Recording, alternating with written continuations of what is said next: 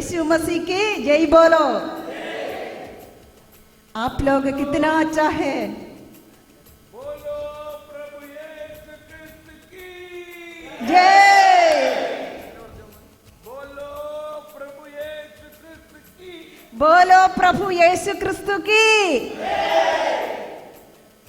आप लोग कितना अच्छा है।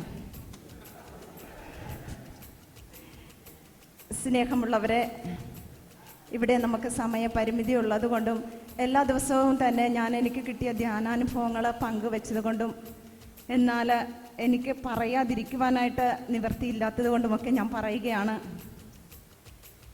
ബ്രദർ പല ദിവസങ്ങളിലായി പറയുന്ന ഒരു കാര്യമുണ്ട്, ദാരിദ്ര്യത്തെ സ്നേഹിക്കണമെന്ന്. ദൈവത്തിൻ്റെ പരിശുദ്ധാത്മാവ് അതിലൂടെ വലിയൊരു ഉൾക്കാഴ്ചയാണ് എനിക്ക് തന്നത്. കുറേ നാളുകൾക്ക് മുൻപായിരുന്നുവെങ്കിൽ ഇതെനിക്ക് ഒരിക്കലും ഉൾക്കൊള്ളാൻ പറ്റാത്തൊരു കാര്യമായിരുന്നു. കാരണം ഞാൻ ഓർക്കുന്നു, കോളേജ് വിട്ട് ഞാൻ വീട്ടിൽ വന്നിരുന്ന സമയങ്ങളിൽ പെട്ടെന്ന് തന്നെ ഡ്രസ്സ് മാറി. കാരണം അത്രയ്ക്ക് വിശപ്പുമായിട്ടാണ് ഞാൻ വരുന്നത്. പെട്ടെന്ന് തന്നെ ഡ്രസ്സ് മാറി വൈകുന്നേരം എന്തെങ്കിലും കഴിക്കാമെന്ന് പറഞ്ഞുകൊണ്ട് ഇരുന്ന് കഴിയുമ്പോൾ 5 മിനിറ്റ് കാത്തിരിക്കും, 10 മിനിറ്റ് കാത്തിരിക്കും. അപ്പം ഞാൻ ഓർക്കും അമ്മ എന്തെങ്കിലും ഉണ്ടാക്കുകയായിരിക്കുമെന്ന് ഓർക്കും. പക്ഷേ 10-20 മിനിറ്റ് കഴിയുമ്പോൾ അമ്മ വന്ന് പറയും ഇന്ന് ഉച്ചക്കൊന്നും വെച്ചിട്ടില്ല എന്ന്. സ്നേഹമുള്ളവരെ, അത് കേൾക്കുമ്പോൾ ഞാൻ എൻ്റെ കഴുകിയ എൻ്റെ കൈ നിലത്തടിച്ചിട്ട് ഞാൻ എഴുന്നേറ്റിട്ട് പറയും, ഇതെന്തുകൊണ്ട് കുറച്ച് നേരത്തെ പറയാമായിരുന്നില്ലേ എന്ന് ചോദിച്ചിട്ട് പിന്നീട് ഞാൻ തിരുഹൃദയത്തിൻ്റെ മുൻപിലേക്ക് ഓടി അവിടെ ചെന്നിട്ട് ഞാൻ പറയും, എന്തിനെന്നെ സൃഷ്ടിച്ചു? വിശന്ന് മരിക്കാനോ അല്ലെങ്കിൽ കണ്ണുനീര് കുടിക്കാനോ എന്തിനെന്നെ സൃഷ്ടിച്ചുവെന്ന് ഞാൻ ചോദിക്കുമായിരുന്നു.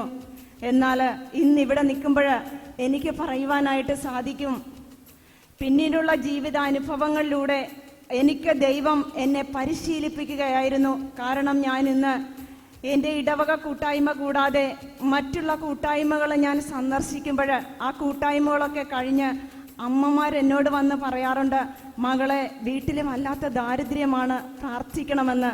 എന്നാലും ഞാൻ അവരോട് പറയാറുണ്ട്, അമ്മേ ദാരിദ്ര്യത്തെ സ്നേഹിക്കണം. ഈശോയുടെ ദാരിദ്ര്യ അരൂപി നമ്മൾ അറിയണം, തിരിച്ചറിയണം, ദാരിദ്ര്യത്തെ സ്നേഹിക്കണം.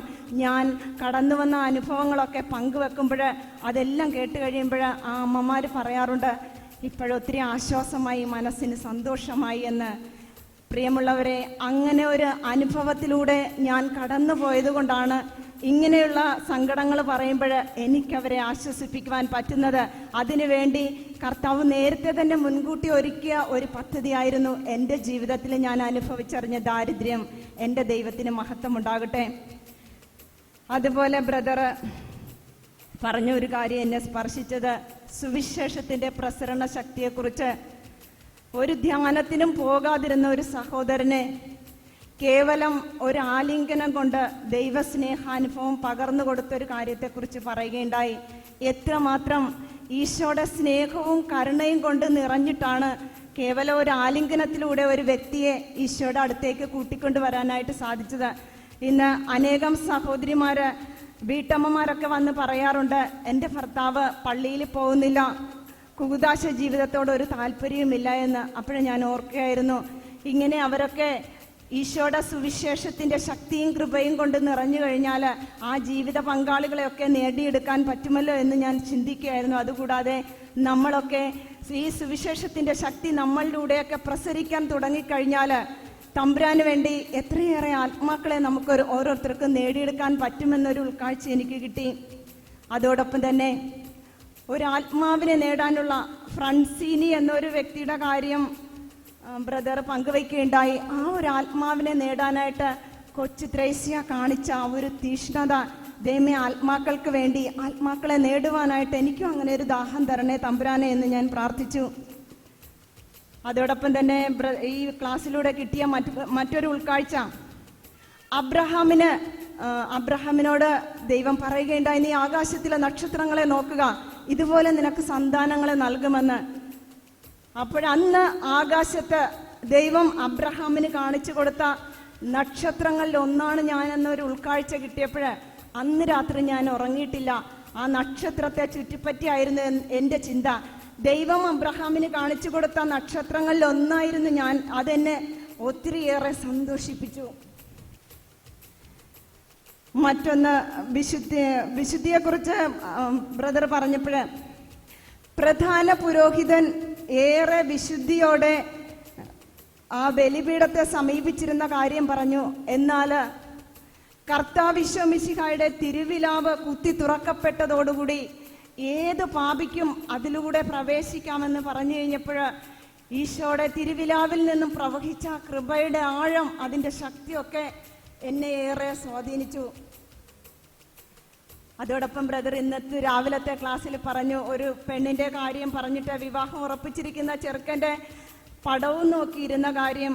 ചെറുക്കൻ ഓൾറെഡി വന്നു കഴിഞ്ഞു, പക്ഷേ ഇപ്പോഴും പടം നോക്കിയിരിക്കുകയാണെന്ന് പറഞ്ഞപ്പോൾ ഞാൻ ജീവിതത്തിലെ ചില സംഭവങ്ങൾ ഓർത്തുകൊണ്ട് ഞാൻ സ്വയം ലജ്ജിച്ചു പോയി. കർത്താവേ, ഇപ്പോഴും എൻ്റെ ജീവിതത്തിൽ ചെറുക്കൻ പലപ്പോഴും മുൻപിൽ നിൽക്കുമ്പോഴും ചെറുക്കൻ്റെ പടം നോക്കി ആസ്വദിക്കുന്ന ആ ഒരു കാഴ്ചപ്പാട് എൻ്റെ ജീവിതത്തിലുണ്ടല്ലോ എന്ന് ഞാൻ ചിന്തിക്കുകയായിരുന്നു. സ്നേഹമുള്ളവരെ, കുറച്ചു നേരത്തെ ബ്രദർ സഹനത്തെക്കുറിച്ച് പറഞ്ഞപ്പോൾ, ഏകദേശം വർഷങ്ങളായി ഞാൻ മനസ്സിൽ കൊണ്ടു നടന്നിരുന്ന 2 വേദനകളിൽ നിന്നും തമ്പുരാൻ എന്നെ വളരെ ശക്തമായ വിടുതൽ എനിക്ക് തന്നു. അതിലൊന്ന്, ഞാൻ എൻ്റെ അപ്പച്ചൻ മദ്യപാനിയാണെന്ന് നിങ്ങളോട് പങ്കുവച്ചു. ഒരു ദിവസം അപ്പൻ ഇതുപോലെ ശരിക്കും കുടിച്ചു വന്നിട്ട് അപ്പൻ വീട്ടിൽ സൂക്ഷിച്ചു വെച്ചിരുന്ന കേവലം 50 രൂപ കണ്ടില്ല എന്ന് പറഞ്ഞുകൊണ്ട് ഈ 50 രൂപ അമ്മ അന്ന് അരിയും സാധനവും വാങ്ങിക്കാനായിട്ടാണ് 50 രൂപ എടുത്തത്.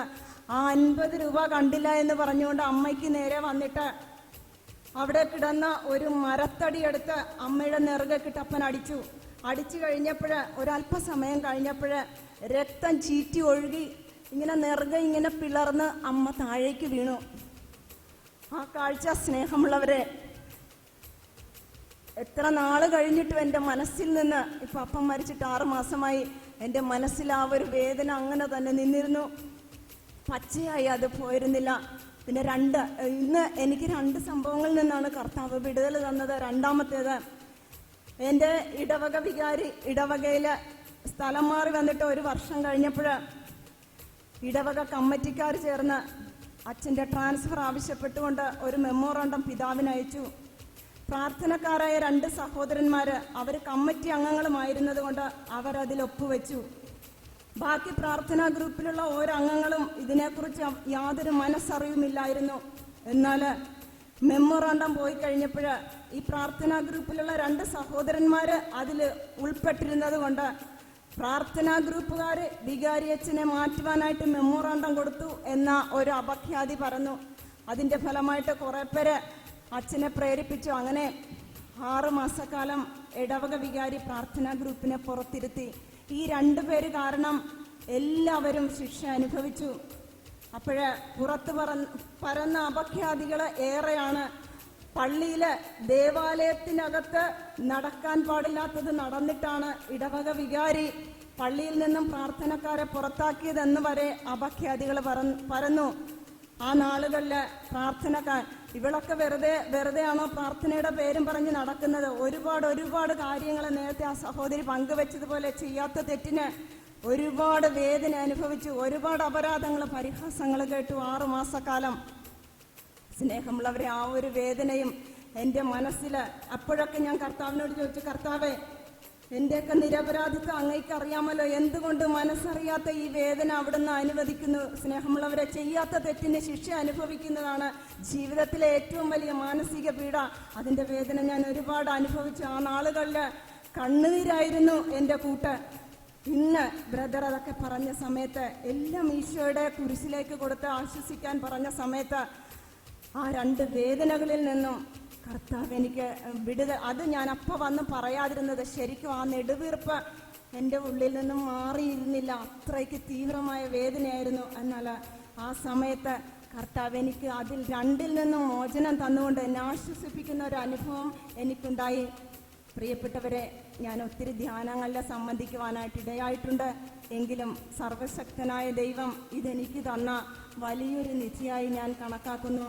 ഞാൻ ഈ ധ്യാനത്തിലെടുത്ത തീരുമാനം, ദിനരാത്രങ്ങൾ പ്രാർത്ഥിക്കുന്ന ഒരു വ്യക്തിയായിട്ട് മാറണം. അതുകൂടാതെ ആലപ്പുഴയിൽ നിന്ന് ഞാൻ ഇവിടേക്ക് കൊണ്ടുവന്നപ്പോൾ എൻ്റെ കൂടെ കൊണ്ടുവന്നയാളെ തെറ്റിദ്ധരിക്കരുത്, ഞാനൊരു ഏകസ്ഥയാണ്, ഫരിസേനെ ഇവിടെ ഉപേക്ഷിച്ച് പോകുവാനാണ് എൻ്റെ തീരുമാനം. ഈ തീരുമാനങ്ങൾ നടപ്പിലാകുവാൻ നമുക്ക് പരസ്പരം പ്രാർത്ഥിക്കാം. ദൈവം നിങ്ങളെല്ലാവരെയും സമൃദ്ധമായി അനുഗ്രഹിക്കട്ടെ.